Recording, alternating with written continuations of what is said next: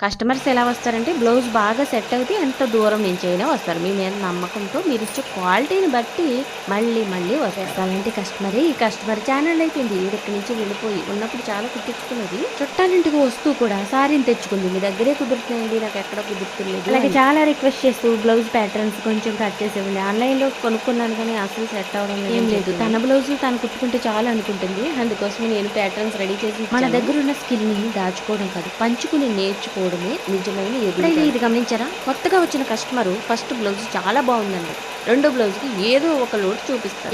దానికి కారణం మనదే. కొత్త కస్టమర్‌ని చాలా జాగ్రత్తగా కట్ చేయాలి. మరి ఆ జాగ్రత్త ఎప్పుడు నిలిచిపోవాలంటే ఫస్ట్ ప్యాటర్న్ రెడీ చేసి పెట్టుకోండి. ఆ కస్టమర్ పేరు కూడా దాని మీద రాసి ఆ ప్యాటర్న్స్ రాసుకోండి. ఈసారి మళ్ళీ ఇచ్చినప్పుడు దాని మీద వేసి కట్ చేస్తే మీకు టైము సేవ్, అలాగే టయానికి కూడా ఇవ్వగలరు. ఇక బ్లౌజ్ హైట్లు పెంచాలన్నా మెడలు దించాలన్నా వాళ్ళు చెప్పినట్టు 1 ఇంచు 6 ఇంచు అటు ఇటుగా మీరు మార్క్